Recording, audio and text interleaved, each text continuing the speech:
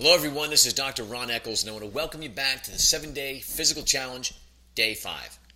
The warning, make sure anything you do that involves physical activity or dietary changes is approved by your healthcare physician. Now, today's challenge is called the Brain Crossfit Challenge. See, how healthy we are in general always is going to relate to how healthy our brain is. So here's what we're going to do.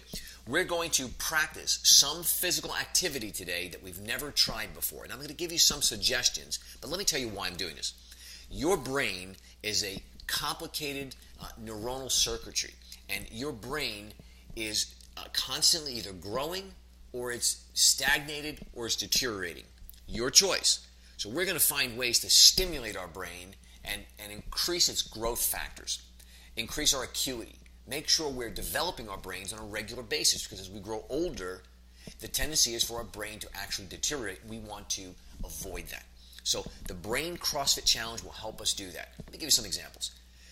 In order to stimulate your brain in new ways, new activities, things like this, you could maybe perhaps learn a new dance step. Let's say you could do ballroom dancing or salsa or something like that.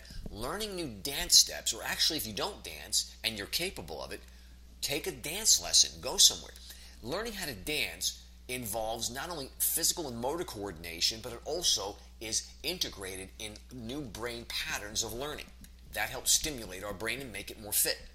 How about things like this? Play a sport and play with the opposite hand. Let's say you play basketball and you're right-handed. You shoot with your right hand. Well, go out and shoot baskets with your left hand. Try doing some left-handed layups. That change stimulates your brain because you're doing something different that the body has not used to experience already. And when you do something like that, it causes growth factors to be stimulated inside your brain. Here's another one. How about eating with your opposite hand? Well, I tell you what, that's not easy. Or maybe if you eat with a knife and fork like most traditional Americans or most people around the world do, try eating with chopsticks. Get a simple pair of chopsticks, they're not expensive, and try eating your food with it. These new motor skills help stimulate your brain to create new connections and new pathways. And how about doing a new exercise, something new you haven't done before? The whole P90X and the Insanity program. These great programs train the body to not adapt to what it's already done, but to challenge it and keep changing it up. And that stimulates not just the muscles to grow, but also the brain to increase its function and ability. Okay, you get the ideas. Find something new to stimulate yourself in a physical activity way. Okay?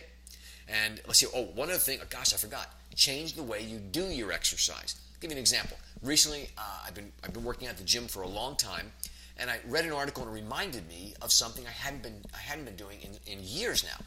And it's called 7. So instead of taking a weight, let's say, and lifting it in a full range of motion, what I've been doing now is doing a half motion for 7 reps, the other half of the full motion for 7 reps, and then the full motion for 7 reps, and I do them all in a row. So I've changed the way I do the same exercise, and it gives me a different result. It stimulates not only my muscles differently, but it also stimulates my brain in a new way, and I get growth factors in both parts. Okay. The level we're going to play at is this. Beginners, you're going to try one new activity today. Now, if you're going to step it up and you want to go to the experience level, repeat that activity 3 times. You're doing a new activity, repeat it 3 times so you actually stimulate your brain a little bit more frequently. And then for you achievers out there, I want you to go to the community website and record what you did today. What different activity did you do and how many times did you do it? You have your assignment. The most important thing, have some fun, and I'll talk to you on day 6.